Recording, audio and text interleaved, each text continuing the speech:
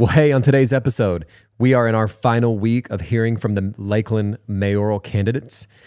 Today's episode, we are joined by Sara Roberts McCarley, talking about her passion for Lakeland as she's running for election here for that mayoral seat up in November.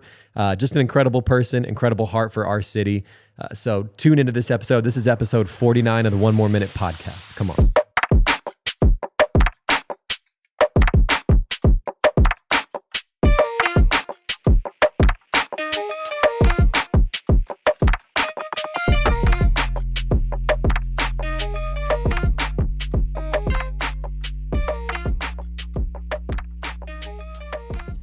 Well, hey, I'm excited to share with you a really cool new addition to the city of Lakeland here. And that addition is Con10T Studios. Maybe you're like me and you're a podcaster or an aspiring podcaster, or you need help creating content, whether that's for your personal page, your business, whatever the case may be. Con10T Studios is an incredible new resource here in Lakeland. You can go there. There's so many different setups. If you want to start doing your own podcast there and maybe don't have the resources or the equipment, it's a great place to go. Maybe you need to shoot some stuff for your business. Man, I can't recommend Con10T Studios enough. They're how our mayoral episodes were recorded and posted there for YouTube and video and all. If you're interested, you can find them on social media at Con10T Studios. You can find that there on Instagram. Also, go to con10studios.com. That's CON10T studios.com to learn a little bit more so you can get started on your content today. Awesome. Well, hey, everybody, thanks for joining us for the One More Minute podcast today. I am joined by another one of our mayoral candidates here in Lakeland, Sara Roberts McCarley. Sara, welcome to the show. Thank you so much. Yeah, of course. Alec. Thanks for being here. Excited to learn a little bit more about you. Sure. And obviously your passion for our city. Maybe tell us a little bit about who you are and how you kind of came to Lakeland. Absolutely. So I am a native Polk Countyan. I was born in Lakeland and grew up over in Davenport, went to Haines City High School, and then made the big trip to Florida Southern for undergrad. Yes. And graduated with a mass comm degree from Florida Southern College. And then really got into the philanthropic world. My first job was at Lakeland Regional in the foundation. Oh, awesome. And then got a great opportunity to work with a nonprofit that was started by the Shriver family, Best Buddies International. So worked in nonprofit, worked for them for like 10 plus years. I started their high schools program, worked a lot with high school kids. All over the state, and then built their curricula and different things like that. Fast forward to after a couple moves and getting married, lived in Atlanta for a little while. And then my late husband actually got us moved back to Lakeland as the lobbyist for Publix. So he was at Publix for 6 years before he passed away. Oh, wow. And we were really happy to come to Lakeland and have our family here. We had our daughter up in Atlanta, but we moved back when she was 8 weeks old. So then we had our son here, and I had continued to work in nonprofits. I'd done some strategic planning, and then, our life changed in February of 2009 when he passed away really suddenly. But we were always really integrated into our communities and our church, wherever we were living. Yeah. And I feel like that's something that's come up in so many conversations throughout the history of like this show specifically is like the community in Lakeland and how great it is. Was that kind of like a motivating factor when you guys moved back of? Oh, absolutely. 1,000%. So Lakeland, I always have told people throughout the years in my work, like, you don't have to be invited to participate in Lakeland. You can actually raise your hand and say, I want to be a part of that. I want to go serve at Talbot House, or I want to serve in my church, or I want to serve in the junior league, whatever it might be. Lakeland is very open to that, I believe. And I've been back here now almost 22 years. It's awesome. And I've really seen it continue to be that way, especially as we've grown. Yeah. When you went to Florida, when did you graduate Florida Southern? Oh, can I ask that? Is that okay? Yes, you can. Well, I know. I around referenced timeline. it. 1993. Okay. So when at that point was the goal always like to go into like the philanthropic, like to go into that kind of area? What was the goal for you guys? Were you coming out of college? So it was a recession. Oh, okay. So I was an advertising major, and the first thing most companies cut at that point in time was advertising and public relations. So I had a faculty advisor to my sorority who was really like a mentor to me, and she had worked in healthcare philanthropy. And she kept saying, I think this might be a good opportunity for you. Why don't you think about, I interned for her at Lakeland Regional. And then I actually, once I graduated, I moved to Orlando Okay. And I worked for the Central Florida YMCA in a variety of programs. I had 7 different timesheets. It was a very interesting entree into programmatic world of a nonprofit. So I really enjoyed that. So it wasn't a game plan. It kind of was what was put in front of me and opportunities that could use my communication skills, my writing skills, and some of my creativity. And you mentioned the one that you were with for probably the longest amount of time there was Best Buddies. Yes. I'm actually not familiar with that. Oh. What is Best Buddies? So Best Buddies International works to enhance the lives of people with intellectual disabilities. It was founded by Anthony Kennedy Shriver at Georgetown University in 1989. His mom is Eunice Shriver, and you might know her from Special Olympics. Yeah. Or from being that sounds familiar. Yeah. Yeah. So Anthony, in 1995, when I left the hospital, I was hired to work and start the Best Buddies High Schools program. We had a grant from the state of Florida, and 2 of us were hired, one in Miami and one in Orlando, to start that program from scratch. So now it boasts over 200 high school chapters across the country. It's in like 50 countries. When I started with Best Buddies, there were 20 of us on staff nationally. And so that's grown a little bit it since has then. grown just a smidge since then. But it's a really great program it builds friendships between people with and without intellectual disabilities. That's incredible. Yeah, it was a great thing. That's so cool. Yeah. What was the point, I guess, for you? Because obviously now what we're talking about for this conversation is your like campaign for mayor here in Lakeland. When was the original point for you kind of shifting gears from what you were doing and then like philanthropic, like nonprofit kind of area to like moving over into politics and local politics? When did that happen? So a couple things sort of positioned me to think about that and to consider that. Number one, being at Best Buddies International and being the state director of Florida, we had state funding. So I learned really quickly how to lobby for funding to serve people with special needs. We were one of the first 5 mentoring initiatives for the governor's mentoring initiative under Governor Jeb Bush. And so I got to really showcase what we did in our organization. And so that kind of made it interesting to learn about how that world worked, especially the state funding and federal funding world. I thought that was interesting. And then meeting with members and showing them what we were doing with tax dollars, saying, hey, you could have a buddy, you could have an e-buddy, which was at the time, email was brand new, but you could have like a pen pal e-buddy. Jeb Bush had an e-buddy for a long time. That's awesome. And so I know. And so it's kind of cool. And so I was around that. And then in my family in Davenport, there's kind of 3 major things. And the cornerstones of our family were faith was number one. Church involvement, like you were at church every Sunday, and my dad was sort of what we would call now a worship leader, but as a volunteer. And my mom played the piano for church, and so I grew up. My grandparents were like trustees, and so I grew up in and around church like all the time. And Jesus was at the center of us as a family. And then also community was a big thing for our family. So you were involved, like you go give back, you go participate, you are civically involved and engaged. Yeah. So after I was a grown up and I was way out of the house and married, my dad actually ran for mayor of Davenport. Oh, cool. And he was mayor there for 16 years. Oh, wow. And that's basically a volunteer gig. Like there's like, especially back then and in the late 90s, Davenport wasn't anywhere near what it is now.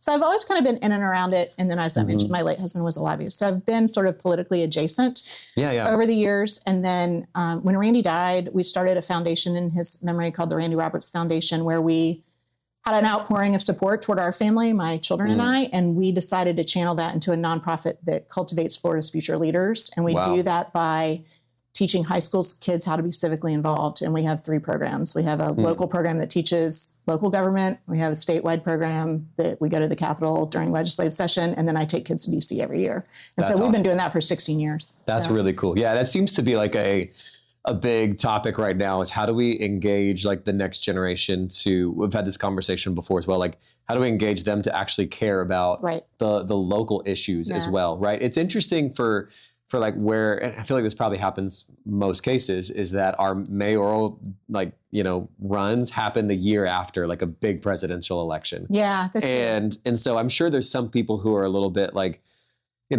just tired of the politics maybe in some ways. They're a little like burnt out on it. And so, but also helping them engage from, the oldest of generations to the youngest, like, hey, this matters for how you want to see your city in the next 10 years. Exactly. Yeah, I guess for you, like lobbying for those kind of things, have you seen like Do you feel like there's been an impact in that, like in Lakeland specifically, like seeing some like younger people getting more involved in civic engagement? I think that the next generation is always better than what the older people think. I think that they're always, I love high school students and college students. I think they're very high energy. I think they're creative problem solvers. And for me, what I've said throughout this program, even before I ran, because I didn't really consider running until 2016 when I was approached and asked if I would be interested in running. And I had just gotten remarried and my kids were starting at different schools. And I sort of put a pin in it. I mean, I prayed about it and I was like, I just don't think the timing's right on this. Yeah. But what I like to tell people about, especially local government, is the president doesn't really care about your garbage, but I do. You know, the city commission cares about your garbage. We care about, you know, getting things cleaned up after a storm. We care that when you flip your lights on for Lakeland Electric, that they come on, that you can brush your teeth in the morning with water. So when I'm working with high school students specifically, and even adults in the community, I talk a lot about we're the people that are closest to you in local government. And I did that before I ever ran for office. Like when I was working on our foundation and our Civic Scholar program, I'm like, your local people are really the closest. And I love that. Like, I love running into people at Publix or at church or, you know, in Carline or somewhere. And they have a question about, well, who do I call about? I have this problem with my water meter, or I have a problem with, you know, my electric, or you probably get a lot of questions as you're going out now. And then people say, I don't want to bother you. I'm like, that's actually my job. Yeah. It's cool because we are feels like we're a big city, but not big enough to where you can't like run into a bunch of people, you know, at your Publix, because you probably go to the same one, you know, it's your spot.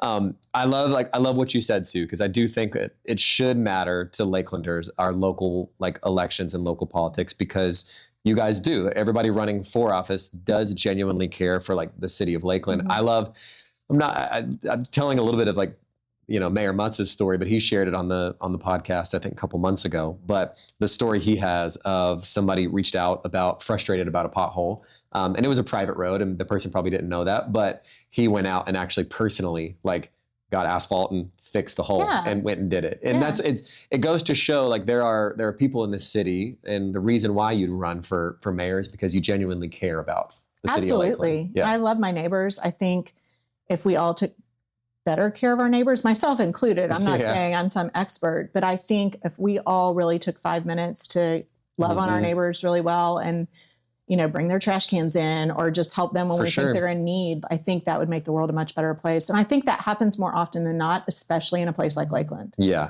And also to speak to that too, like I've experienced firsthand, like how powerful, like good community, even if it isn't like your best friend, but just like a good neighbor can be.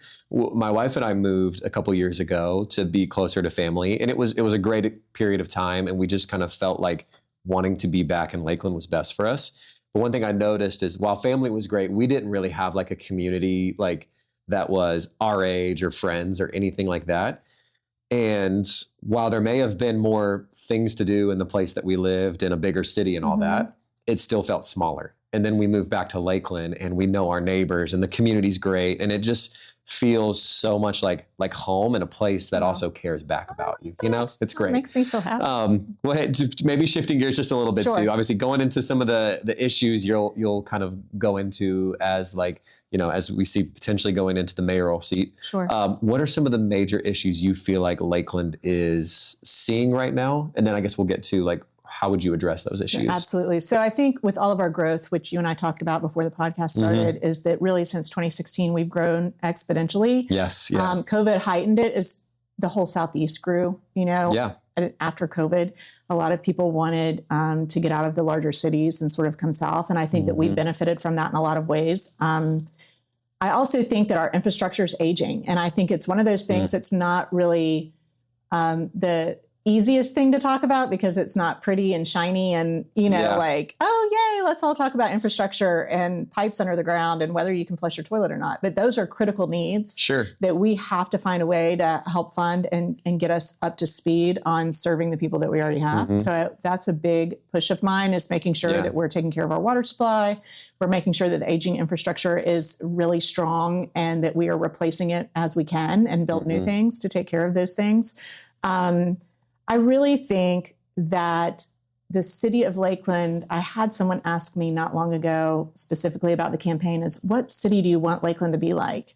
And I was sort of taken aback because I said, well, I would like it to be like Lakeland. Lakeland has a wonderful identity. Sure, we have an ecosystem of like entrepreneurship, and we have amazing, great, you know, corporations. We have good schools. We have good community involvement. We like to take care of our neighbors.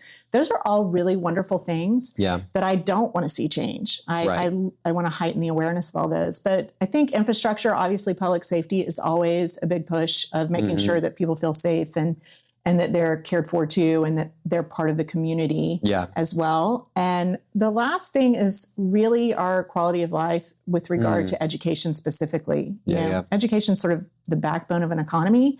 So how are we coming alongside of our schools? That's not our job, but how do we support that as elected officials in service?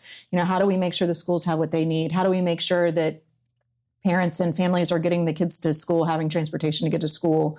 Having safe routes to school if a child wants to ride their bike, and, you know, what's the connectivity of that? So it all kind of intermingles. Yeah. I have a couple thoughts on both those. I'll do the first one, the infrastructure thing. I don't even know if this falls into this category, but I noticed that, like, I do see, like, since I moved here originally in 2013 and now being 2025, like, how many more people, you can tell that by just driving on South Florida, you know, by how many more people are here in the city now. And I had a friend point this out years ago. He's like, you know, it feels like Lakeland is one of the only cities where like it doesn't have like a highway or like a fast system to go like from one side to the other. Like we have South Florida, but it also has like 20 red lights, you know? So I don't know if that falls under that, but I'm sure there's like a lot of work. Do you see some of that where it's like, okay, this town, there's some sections of it that were just built for like a smaller population, and now we're getting to this large population? South Florida, you know, it's a state road, like it's State Road 37. So it really became a commercial corridor, you know, I don't know, 60, 70 years ago. It probably originally was not designed to be a commercial corridor. But then as the city grew, things started stacking up on that. And so that is why that route itself feels like it's very congested and going through downtown. It's actually kind of a neighborhood street. If you really think about it, if you pull back all the layers, Hardin is that north-south connector. George Jenkins, the extension of 98, which came before you moved here and was extended into George Jenkins and then even into Kathleen Road. Those roads are absolutely a part of infrastructure, but we have to recognize that we have partnerships around those roads. So, you know, State Road 37, also known as South Florida Avenue, is a state road. So we are limited in what we can and cannot do as a city commission. Same thing with Hardin and the same thing with Highway 98. Now, Pipkin, where a lot of growth has happened, part of that road's in the county. So we have mutual, you know, relationships and MOUs, which are memorandums of understanding of how we manage that road development. And so the county's taking the lead on making that, widening it and making sure that that's working the way it's supposed to. There are a couple of different things, though, if you think about a metropolitan area, of which I don't believe we want to be a metro. And I don't know that we want to have those high rates of speed in town. Roads ideally are for safety. I mean, they're for safe travel between point A and point B. And also having a complete streets where you're able to do multi-modes of transportation. So you have cars, bikes, and pedestrians. Also public transit. So you have to think about all those things when you're trying to resurface or plan or add anything else new. And then do you want to eminent domain something? Like I'm not a proponent of that. So, you know, we could fix South Florida by knocking down a bunch of buildings, and that would not be something I don't think any of us would care to do. So those are some of the issues that we face as we grow, is making sure that the pathways and that we have more connectability. So why do we all drive South Florida? If it's to go to Publix, or if it's to go to a specific church or a specific doctor or something like that, that's one thing. So how do we build, especially new areas, in a place that's concentric design, where you can be in your village and you can go to your supermarket, your pharmacy, your school, and everything without together. that being the only road. Yeah, that makes a lot of sense. I think about that too with the road diet or whatever you want to call it, that kind of happened near where we are. That was a huge intent there for safety in this area that's really growing, right? Exactly. So it was a failing, what was considered from the state, a failing lane, a failing road, meaning it's too narrow for the traffic that was traversing it. Oh, I remember. I remember driving it. I used to have an office here, and so Polk Vision was here for a few years, right above Concord, and I could hear the mirrors clashing on a regular basis. Yeah. So it was too close, because I always remember having that conversation. That felt like the hot topic a couple years ago, where people were like, no, it's not. It just feels that way. But I remember no one would drive next to each other because of that fear. Exactly. Yeah. Mm-hmm. So for those things being like, I guess, kind of major, or like things you wanted to like kind of focus on moving forward, obviously there's a lot of growth that comes in with that. We talked about this before the podcast. We've seen some significant growth over the past couple of years. Post-COVID, I think Polk County was like the most fastest growing county in the country for about 2 years in a row. Crazy. I mean, we did it. We moved back to Polk County during that time, and so did a bunch of people. Yeah. What do you see as far as like your, I guess, growth plan for like Lakeland? I guess a better way to say that maybe too is like, when you think about like the 5 to 10 year vision of what you want to do here and accomplish here as a mayor in Lakeland, what are some of the things that like come to mind? Well, I really, after living in Atlanta, we had talked about that and sort of seeing the sprawl of that. One of the things I think that we as a current commission are cognizant of is being careful of that sprawl. Like, how do we make sure that we build density and support the infrastructure? Yeah. So in the downtown, if someone wants to live in the downtown area, which we have a lot more apartments downtown now than we did 10 years ago, that's walkable and access to the joinery and to the parks and to City Hall, and to maybe if you're working in public IT, you can just walk, down the street. That's the ideal, right? So figuring out like where density is appropriate. And then in 10 years, making sure that in those outlying areas like the Riverstones and off of Pipkin and those different places in the city of Lakeland, how do we make those development plans work to where people don't have to get back on Pipkin and go to a major road to go do anything else? Like, how do you have a comprehensive plan that really supports making sure you have some anchor institutions and supports in a community, especially when it's new? Yeah. And so that's one of the things I like looking at. I kind of geek out on all of that, is how do we do this well? How do we make it to where people can have an option to shop in their neighborhood or get on the road and go shop somewhere else? Or if I'm a one-car family, how do I access public transit and make sure I can do that? Yeah. And it feels like we're kind of close to that, right? Yeah, we're like getting better at it, I feel like. The north side definitely feels like it has its section there, and the south side as well.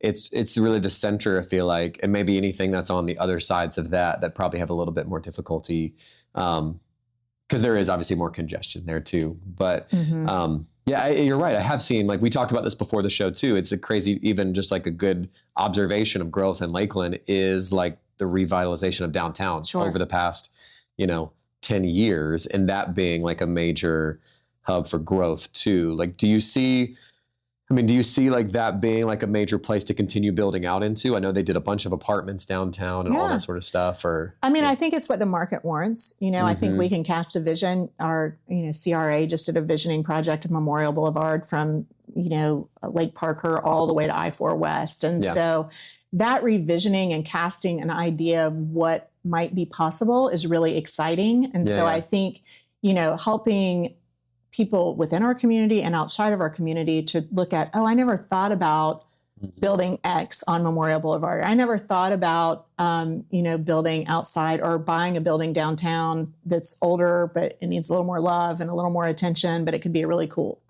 whatever type of business, blank, fill in the blank business. For sure. And so I think for me, that's one of the things is how do we, work with some of the properties that we have and the density downtown and make sure that it has the infrastructure it needs, but it also has some creativity and excitement around it to where you want to be downtown. Like you want the Florida Southern students to take the squeeze downtown. Like we want Southeastern to hop on a transit system, that's active and come downtown and shop in those businesses and go to the farmer's market and certainly be a part of the community at large. So that's one of the other big pushes for me personally as a mayoral candidate is engaging with all the talent that we have at all of our universities and colleges and saying, hey, you too can be a part of this. Like, you can give back to this community. You can be a leader in this community. Yeah. And retaining that talent, making sure they start businesses here and raise their families here. And I think that's exciting.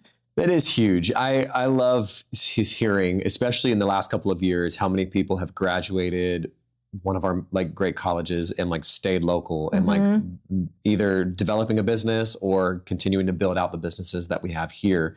Something you mentioned just a minute ago, which I'd love to talk a little bit about, is like I know there's a lot of work that's been announced that's happening down on Memorial and in that area. And that's kind of the vision as we grow forward, which I see like the wins in there too, because it is, probably a place where there's not a lot to do currently, and maybe where a lot of people wouldn't go unless you're going towards like the DMV or anything like that.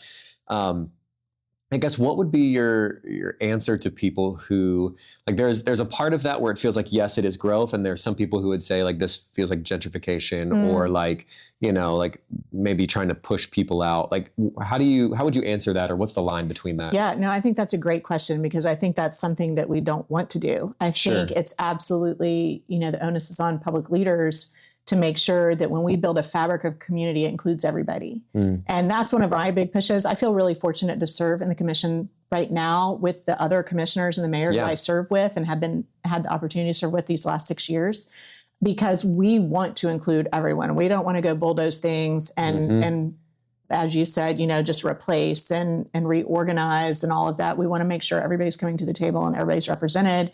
So I think casting that vision is interesting, because you can do mixed use. Like you can say, okay, well, this is going to be an affordable, you know, apartment complex or townhouses, and this could be a clinic for everybody to be able to access regardless of socioeconomic status or anything like that. Like, how do you envision what that looks like? And I think we've seen good examples of that, like in different places around the state, you know, in different bigger cities. I don't think we're going to get a channel side anytime soon, like in Tampa. I mean, that's a lot of money from one person and one company, you know, that really invested in that. But hey, they needed it, and it has mixed use too. Yeah. So, you know, I think as long as you're cognizant that it's never an or, and it's always an and. So we can do this and that, and it can be concurrent. Yeah. You mentioned there too, we shouldn't just blow over that. You've been serving our city for quite a while, right? You've been a city commissioner here for the last 6 years. Is that right? Yeah. Since 2019. Yeah. To be honest with you, I feel like it's only been in the last like couple of years that I really have better grasped like what the role is of the city commissioner. Could you maybe explain that a little bit here too? Absolutely. I think it's a great opportunity. I encourage people to run. Like it's really great. I encourage people also to serve in different capacities before you do run, because I have been in and around it my whole life. Yeah. And I was still drinking from a fire hose, like for the first year, trying to figure out what we do. But the city commission is really responsible to the charter of the city of Lakeland, which is passed by the public. And we represent all of our constituents. So there are 7 seats. The mayor is an at-large seat, which means that it's not positioned into one district. It's for everybody. Then there are other 2 at-large seats for city commission, and then there are 4 districts. So there's Southwest, Southeast, Northeast, Northwest, and those representatives just have to live in those areas. So it's not like only there isn't single district voting. Like you don't vote for your Southwest person if you live in Southwest. Like everybody votes for everybody. So it's still you know, an open ballot as far as you're going to pick all 7 seats. You know, they don't come up; they alternate 4 1 year, 3 the next. But city commission really is a lot of land use and contracts, like how we procure things. We have obviously regimented legal, you know, frameworks that we have to work within to have contracts with the city. So that comes before us. Any kind of legal documents that come before the city of Lakeland come before the commission with regard to spending taxpayer dollars. So we're responsible for balancing the budget. We hire the city manager. We hire the city attorney. We are a city manager council form of government, which means we work together. That the city manager is our person that we hire, fire, review annually to make sure that that person is managing all the departments well.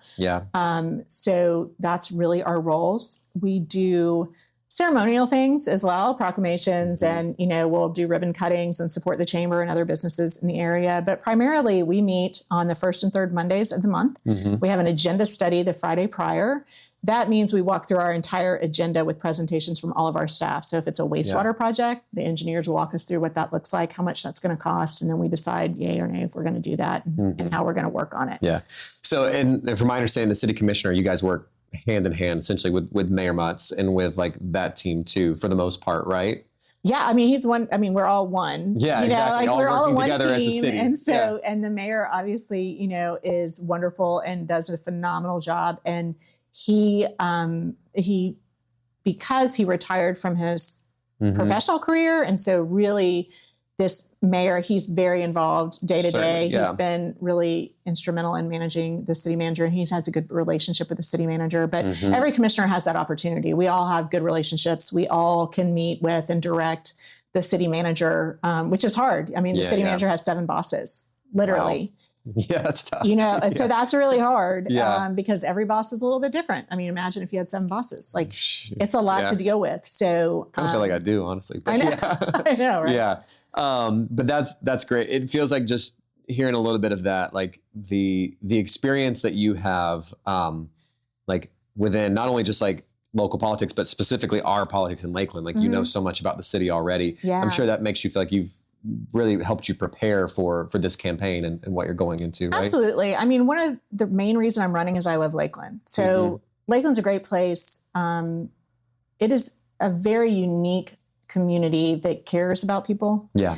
And so I was, you know, honored to raise my children here, and I had public school kids, and, you know, I went to Florida Southern, and I feel like Lakeland's been a gift to me over the years because, as I mentioned to you earlier, you know, I was a single mom for several years before I was remarried. And like this community rallied around me and took care of me, not only my church family, but like my neighborhood is the best neighborhood in Lakeland. Like I can't even explain to you the outpouring of support and love. And so I feel very compelled to serve and to give back and use the skills that God's given me. It's awesome. To share the things I can do, because I can do this, and I feel like I'm really good at it, and I love serving other people, and I think this is the way that I'm supposed to be using this season of my life. Yeah, we do really have I feel it too from moving back, and so many people that I've talked to.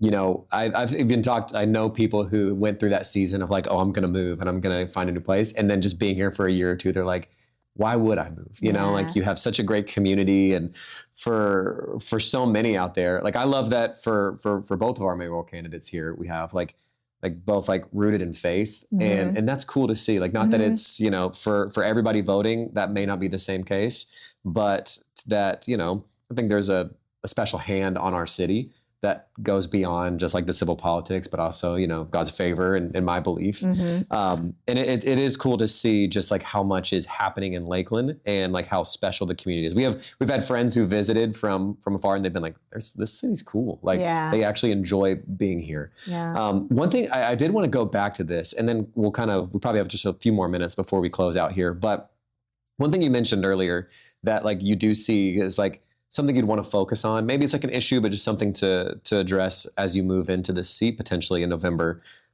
is like our education system. Sure. And obviously that means you'd work hand in hand with like our, you know, education board and all of that. What do you see? For me, you know, I do feel like an interesting place, like as a parent, to a parent whose actually kids are going into school here really soon. I do think highly of a lot of our schools, from living other places too. There's a part of me that wishes there was some better, you know what I mean? And I don't mean that, and maybe that sounds negative, and that's not necessarily my intent, but like, what do you see as some of the things we need to continue to work on to just improve the quality, or, you know, like the amount of teachers we're able to provide too for students here, you know? I think it's a really good question. I had a meeting earlier today where we talked a little bit about this, and number one, I think we need to prioritize educators. I think we need to support educators. I think we need to make sure that educators know that they are respected, that it is a calling, and it is a really important piece of our society. And we need to elevate that back to what we used to have in the education system, where so many people were just wanting to go be educators, you know, and really wanting to impact kids in their life and educate them. So I think that's one of the things we can do as a society and as a community, is to support our teachers and make sure they know that we have their backs and that we're supporting them. I think being a parent of young children you can be involved in your kid's school, and you should be. Certainly. Even if you're working full time and it's really a struggle and you're trying to keep the lights on and you are, trying to keep food on the table, you can still in little ways, like check in on your kids' teachers, make sure that, your team teacher and that they know that you're interested in your child's education. Because I really frankly think that every school has the potential to be really, really good, but a lot of it depends on involvement. Yeah. And it depends on having a parent or a guardian who really cares about that kid and make sure that they're getting there on time, and that they are learning in that environment and that they're ready to learn in that environment. And that's their job. Yeah. I think the key thing that I love about that too is like educators feeling valued. I was a teacher for a couple of years. Now, for me personally, it just wasn't my calling. I did enjoy the time while I was there, but I also know people who felt like that was their calling. Yeah. And again, some of this may be issues that are more like national level and how does that get fixed? Yeah. But like that just can't anymore, whether it was feeling less undervalued or just underpaid, whatever the case is. And that is a shame because there are incredible people with highly like gifted skills that could benefit our next generation. Yeah. And I'm just curious how we address that. I think it is a national, and I think it's a big society issue. Obviously at the city of Lakeland, I do not oversee the schools. Sure. Yeah. That's the school board. That's a whole different political animal. Understood. And a different group. However, I will say that we have a ton of schools in the city of Lakeland and in the footprint of Lakeland Electric, of which we serve and that we're responsible to. So we want to make sure that those teachers feel, cared for, but we also want to make sure our children are taken care of. We want to make sure there are community services and safety net programs for people to come alongside those schools. And I think that we have not tapped into all the volunteerism. I think you can volunteer when you're young, and I think you can do it when you're old. And I think we should open the door to what I said earlier about not wait to be invited in to participate in the community, but stepping into what you are interested in and offering up the gifts that you have. Yeah. Well, Sara, again, thank you so much for being a part of the show today. I've really enjoyed it. It's great to get to know you, to hear your passion behind Lakeland. Before we go, I wanted to, with one more minute left, kind of roll out the red carpet for you. If there's anything you wanted to say to our voters that coming here in November, just kind of the last thing before we head out. Absolutely. Well, I really appreciate the time. Yeah, of course. So nice to meet you and Brandon behind the camera. I think the biggest takeaway for me and running for mayor is that this is a great city. Lakeland's full of lovely people and wonderful people, but it takes all of us to make the city run well and continue to be inclusive. Yeah. And so I think that the red carpet really should be for the community at large. We roll it out and we invite everybody in. And I think that's part of serving on city commission that's important to me, is people having access to all of us, all 7 of the people who are serving, and people being open-minded to, we are serving you. If you have an issue, email us, call us. We'll do our very, very best. We are not subject matter experts. Sure. Yeah. So, but we really here in Lakeland are fortunate and blessed to have such a lovely city full of really great people and a lot of people who want to be helpers. That's awesome. Well, thank you again so much. Yeah.